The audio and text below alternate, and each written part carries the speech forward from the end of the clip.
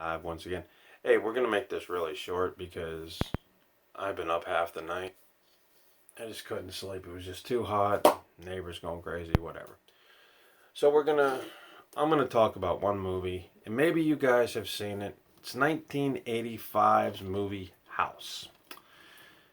Now, when you talk about horror, there's all kinds of horror. There's grueling horror, there's thriller horror, and then there's the unpredictable yet fascinating comedy horror. If you guys haven't seen this, is about William Katt, plays Roger Cobb. William Katt was a staple in 80s movies. Just you can check this out. House, you can check out Piranha. He was in there. He was in a slew of other films. But he plays novelist Roger Cobb, who writes horror books for a living. Sounds like another famous author we might know. Anyway, he moves into his aunt's house after she commits suicide.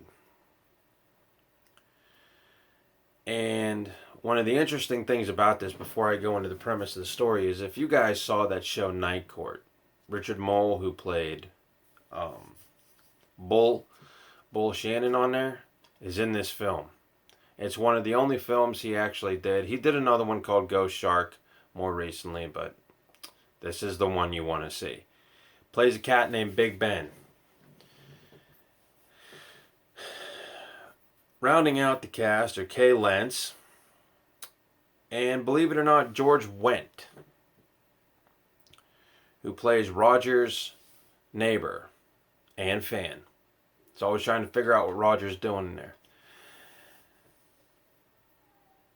Now, Roger had just wrote a horror book, and he's now writing a Vietnam book. He actually was in Vietnam, according to the film. And it's cool because at the end, Big Ben comes back as a dead World War or Vietnam veteran. And it's very cool. The makeup is awesome. This film was produced by Sean Cunningham and Steve Minner, the same team that brought you Friday the 13th. They also made a sequel to this one. It's comparable, but this one is very much the better of the sequels. They also did a remake with Michael Madsen, and that one was pretty good, but it took the comedy element out and shot it straight into horror. So Roger inherits this huge house left by his aunt, and he's writing a horror book, and he gets tormented by spooks, goblins, monsters, what have you. And it actually culminates into Roger fighting Big Ben on the balcony of their home. And it is a sequence I saw whenever I was little, and it'll stick with you pretty well. And it's pretty well done. Now, this, like I said, this movie was done in '85, brought by two masters of horror. I mean, you can't ask for anything else.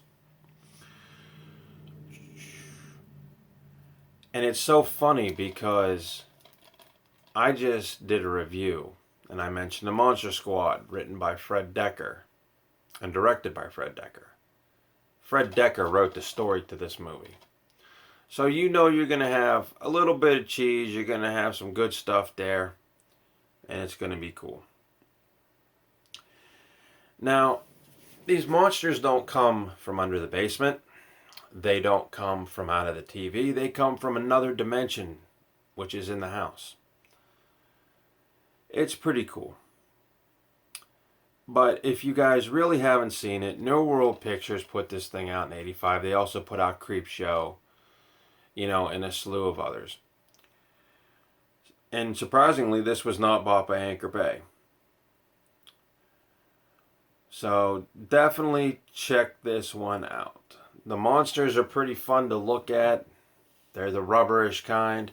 But there are a few scenes in here that really are outrageously goofy, cheesy 80s horror fun. And you'll notice the tagline says, "Ding dong, you're dead." And when you're a kid, you look at this, you think an army of zombies are going to come up to a house, and that's why they call it House. Sadly, that's not the case. This movie probably did not get as much clarity as it should, or much attention as it should, but it's still a fun romp, and this is a movie you can watch pretty much over and over and over again and never get tired of it. because it takes regular horror formality, throw it out the window, tramps on it, and then laughs at it. Definitely check House out. Now, as I mentioned just a second ago, they did make a sequel, House 2, roughly entitled The Second Story. Roger is dead in this one, apparently. So new owners have to move in. That's how you get the sequel. This one has to deal with monsters of the Old West, a dead gunslinger, and a crystal skull. And again, it's pretty much just like the first one. Maybe a little better, maybe a little worse, depending on your tastes. So he buys the house Roger used to own in, and his name is Jesse McLaughlin. He's a talented artist, and he has a beautiful girlfriend, and he's moving into, like I just said, Roger's old house. It plunges him into incredible adventure where all his dreams, fantasies, and nightmares will be realized. Jesse meets his 175-year-old great-grandfather, again, like I told you, Ghost of the Old West. He encounters a giant barbarian, confronts a pterodactyl, and discovers a crystal skull with magical life-restoring abilities. He wants to bring his grandfather back to life in the real world. However, that doesn't happen as smoothly as it should, because the 175-year-old grandmother has a enemy who is also dead. It's pretty cool. I think there's a dead horse in this, skeleton-like horse, and it's very cool to look at. Now again, this strays from the traditional horror elements. It throws some comedy into the mix. They did make 2 more sequels, one set right after the original house where Roger is now dead. He died in an auto accident. It's very hard to find. And it's his daughter, I believe. I can't remember. They also made House 3, the horror show, which has nothing to do with any of these movies. It went straight to horror. It stars Lance Henriksen. You guys can check it out. I forget the guy's name who plays the villain in it, but it's about a killer who won't die. Lance Henriksen has to kill him. It's pretty interesting. This one was produced by Sean Cunningham again, but written and directed by Ethan Wiley. And as of the first house, who had George Wendt in it, this one had another Cheers alum in it, and John Ratzenberger, who played Cliff Clavin. So Cliff Clavin, his character, he must have just got tired of it and said, I want to branch out. So he did this one. He's a cameo in this one. That must have been his thing back in the 80s. He must have had cameo and everything. He had a cameo in this one, and he also had a cameo in Motel Hell. If you guys remember my review of that, he's in there. He plays Bill. Look for a character named Bill. Where I don't know what his name was in Motel Hell. But again, let's see. Now, Sean Cunningham, as I just said, produced this. So, Ethan Wiley, starring Andy Cross, John Stark, Royal David, Bill Marker, Lar Park Lincoln. That's the girl I want to talk to. Lar Park Lincoln. Lar Park Lincoln, if you guys don't know, was the girl on Friday the 13th, Part 7, The New Blood. She was the one that was able to elevate things. She was able to fight Jason. She was a girl with telekinesis. And that was probably one of the most entertaining entries into the series, because finally Jason has met somebody that can actually push him, and fight him using all kinds of different tactics than just running and, a knife. So Lar Park Lincoln was in here. She's pretty cool as an actress. I like her. She doesn't ask for much. She's very laid back. And I think that I do believe, guys, that this was her acting debut. I do believe, but I am not sure. So Lar Park Lincoln, look up her name. Um, this one was made much later. I don't know exactly when this film was made, but it was before 91. That I can tell you. So I'm saying maybe 89, something like that. Doesn't tell you. But anyway, if you're looking for fun horror, you know, a 13-year-old, 14-year-old can watch House and House 2, the second story. You cannot go wrong with that. So like I said, guys, I've been up for a while, and I just figured I'd tell you. We're going to watch a movie right now. It's called Panic Room, and I might review that after I'm done watching it. Apparently, IMDb gave it like a 2-star rating. I thought it looked pretty cool. It has to deal with an escape room. I actually was in a few escape rooms. Me and my wife, we love those things. So after the movie, I'll give you a review of Escape Room. I'll tell you what, if it's good, bad, or as they say in YouTube, every time I pull up thing, wait, buy, rent, or don't touch. So that's GW. I'm sorry I don't have more, but check the House franchise out. I mean, it's pretty quirky and it's actually underappreciated. But the Michael Madsen remake was pretty cool. I did like it. I caught it on Cinemax one time, but I had never seen it on DVD yet. Doesn't mean Amazon doesn't have it. It may be on, you know, some streaming platform I don't know about. The other thing I want to touch on real quick is that I've been reading articles lately about Mad Magazine. And I know what people are saying, Greg, you're too young for Mad Magazine. You missed the heyday of it. I know Mad Magazine. I used to go down to Walden Books in Butler County, and the Butler Mall, and I used to buy Mad Magazine. And they had a sister or a brother publication called Cracked. I know that too. I used to love Mad Magazine because it took everything that the world had to tell us, trampled on it, and said, guess what? World's wrong. Plus Mad Magazine, you had Spy versus Spy, right? You had The Lighter Side Of, written by Don Martin. You had movie parodies, and you had that little fold-in thing at the end where you had to put it out and you had to fold it in sideways to make a complete picture. Then you opened it up. And it had Don Martin's parting shot.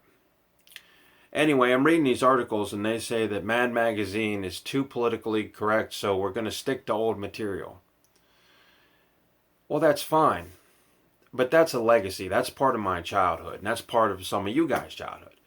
Now, Mad Magazine came out of it was the brainchild of William Gaines. If you guys don't know William Gaines, look up the great comic book Witch Hunt of the 50s. William Gaines produced such comics as Tales from the Crypt, Weird Science, The Vault of Horror, The Haunt of Fear. Those guys, if those don't sound familiar to you, then, you know, do your homework. But anyway, because of these comic books being too violent for kids, the horror type, they made a magazine which would eventually become Mad Magazine. And its poster child was Alfred E. Newman. You could find him anywhere from pins to t-shirts to books. God, the books they put out, I used to have a ton of them. Probably still do somewhere. And they had some of the best artists in the business. You know, Don Martin, genius. Spy versus Spy. I mean, how many times? They actually had a Nintendo game of Spy versus Spy. I used to have it when I was a kid. But you couldn't play it by yourself. You had to have two players there. Which was a black spy and a white spy. And guess what? It was Tom and Jerry personified because all they wanted to do is kill each other. They would find interesting ways to kill each other. And it was great. Not to mention the movie parodies and the satire that it injected. You know, they turned Rocky into Rockhead. You know, they turned Star Trek into Star Trek. You know, they were geniuses. And I just, when I read that article, guys, I'm just going to be a little personal here. When I read the article, I was a little depressed. Because I have a ton of Mad magazines somewhere. I don't know where. I have the books. But that was just a part of my childhood that has now stopped. And yes, I'm much older. But I still like a tongue-in-cheek, you know, movie parody. You know, if I like, you know, say I like the movie Boogie Nights, and I love that stuff. You turn it on, it's tongue in your ear. I appreciate that. One of my favorite parodies came from Cracked Magazine, which I don't even know if as long as it exists. It was called White Men Can't Dunk. My buddy Dre gave me that magazine a long time ago because he bought the last one. I could never find it in the store, and he had it, and it's great. White Men Can't Dunk. One of the greatest movie parodies of all time. And I remember one time, Mad Magazine, they did a fold out of Gene Simmons' tongue, and it was like 10 pages. So they do interject satire into things. They also overblow things, and they take everything that the adult world taught us, and it made it more easier for us to just get away and say, you know what? My dad's telling me to clean the yard. Screw it. I'm going to read Mad Magazine. Mad Magazine said I don't have to cut the yard, or if I do cut the yard, the lawnmower is going to break, and I'm going to end up getting a mule. Something stupid like that. But I'm going to miss Mad Magazine, and I just had to tell you guys because I said I grew up reading it. And I used to love the little fold-ins at the end. So you guys can look that up, and it's a sad thing, and I wanted to address it for a while, and I was going to address it yesterday, but I didn't get around to it. So I hope to God, society changes, because right now you have people telling me you can't watch Seinfeld nowadays because it's not politically correct. That is the same reason Mad Magazine is not around, or it's going to stop current production. Times are changing. And there ain't nothing I can do about it. That's why I hold on to the old ways. That's why I can come down to the video room. I can go to a movie theater. I can do whatever I want to watch whatever I want. And guess what? If I know what I'm getting into, guys, it's all good. Even if I don't know what I'm getting into, I don't judge. But you guys don't want to hear me go on and rant about, my beliefs. But anyways, we're going to watch Escape Room. And then I'm going to come back and I am going to give you a full-on review of the movie. It's GW, and I'll be back later.